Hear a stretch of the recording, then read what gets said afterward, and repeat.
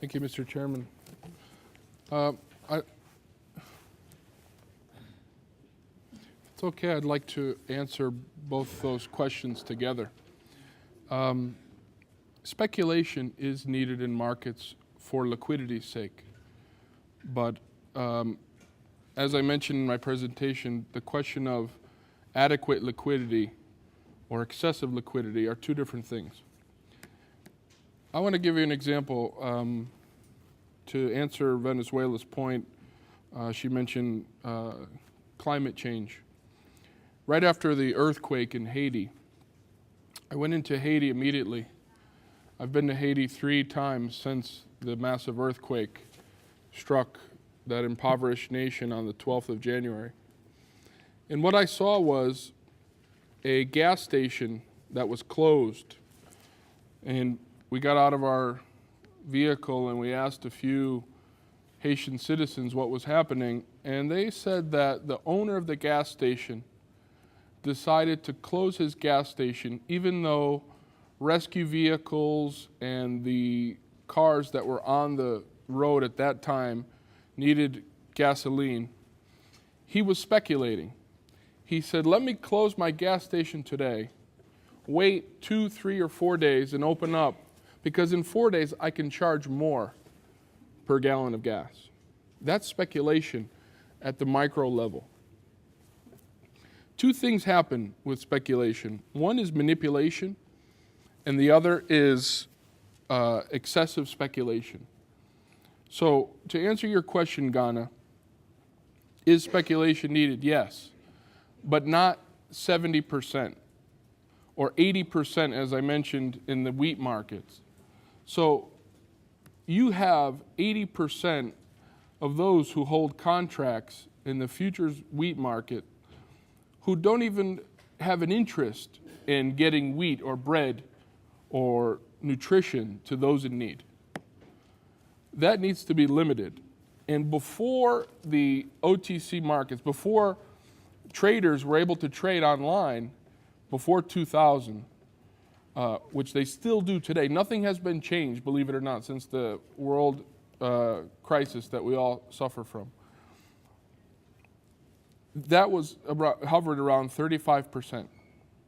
And no one complained about liquidity. So, to answer your question, as I said in my presentation, speculation should be 50% or below. And ideally, it should be at 35%.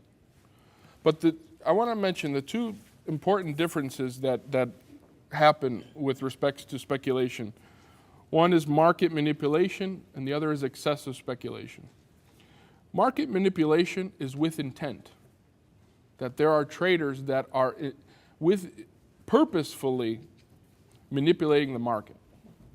The excessive speculation is more of an aggregate situation. Basically, there may be excessive speculation, but it's unintended. There's just a lot of capital from hedge funds and pension funds and other entities that don't even care whether your African countries or our Latin American countries get bread or food tomorrow. They're just there to make money off of climate change and suffering in Haiti with the gas stations and other places. So I want to read something briefly, and it's basically the point is that, like I said, you need to keep speculation in the market below 50%. I believe that 35% or below is, or 35% is ideal. But you need to address both market manipulation and excessive speculation. Assume a market, I'm going to read this. This is a new study. Assume a market with open interest of 1,000 contracts, 1,000 futures contracts. Bona fide physical hedgers hold 70,000 of those 100,000 contracts. And the remaining 30,000 are held by 60 speculators, who each hold an average of 500 contracts. So of 100,000, remember, 70,000 are bona fide producers and consumers, let's say of wheat. They are trading, they're hedging on wheat in the future. The 30,000 are speculators who each hold an average of 50 or 500 contracts. In this market, individual speculative position limits have been set at 1% of open interest. So this could be a regulation saying that these are called position limits, and this is being debated as we speak right now in Congress in the United States, for example, that the position limits are held at 1% or 1,000 contracts per speculator, basically saying that Goldman Sachs cannot exceed 1,000 contracts. Then open interest becomes 130,000 contracts, representing a rise in speculative percentage from 30% to 46%. Remember, wheat markets is at 80 right now, and oil derivatives, depending upon how you look at it, is around 70. Now, the 1% of open interest position limit automatically adjusts upwards from 1,000 contracts to 1,300 contracts, enabling speculators to increase their positions again to as much as 78,000 contracts, representing a rise in speculative percentage to 53%. Left unchecked or left unregulated, this chain reaction could lead to higher and higher levels of speculation. So, thank you, Mr. Chairman. So my question is, what has been this speculation about in the recent oil price increases in couple? Thank you.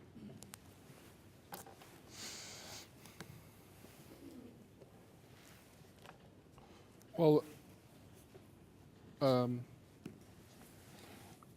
the greatest example is 2008, where oil hovered at 75 early in the year, and then by July it went up to 147, and then once people started to catch on that there was a massive flood of $300 billion going into the oil futures markets by way of speculation, the price went up. After everyone caught on and Congress, U.S. Congress began to have inquiries and hearings, the price went down. There are many people that say that the price went down because demand went down, but or demand went up. But I mean, remember, the United States was in a recession that same year. So the point is that throughout that boom and bust in 2008, there were days, and the record was that oil went up $25. So if you're saying in Azerbaijan, an oil-producing country, the price of a barrel to produce it is $10 to $15, and the price of the barrel shoots up $25 in one day on top of whatever it was, that is not a reflection of supply and demand. That is, I mean, there's nothing in China or India, which are normally the excuse is that China and India are consuming more, and the countries that are emerging economically are consuming more oil, and that's why the price is going up. That's a reflection of speculation. And there is a massive amount. And part of the problem is we don't know because it's all on the internet in these OTC, over-the-counter, online trading terminals since the days of Enron and since the days of the CF, Commodity Futures Modernization Act in the U.S. We don't really know.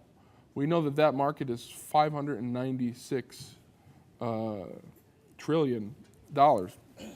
But there's an argument that everyone says that, or many people say that for every buyer, there's a seller.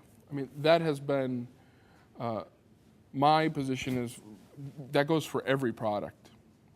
But if you want to analyze this, you can put 3 barrels of oil on the shelf to be sold. If the first 2 barrels cost $35 and they have a buyer and a seller, as any product does, and the third barrel costs $147 and those 2 barrels are sold, what is the price now set at? It's whatever's left. So yes, it's not they don't cancel each other out as some critics say. What happens is the amount of transactions and the amount of capital that goes into this into the oil markets rises the price. It's just the amount of transactions that pass. So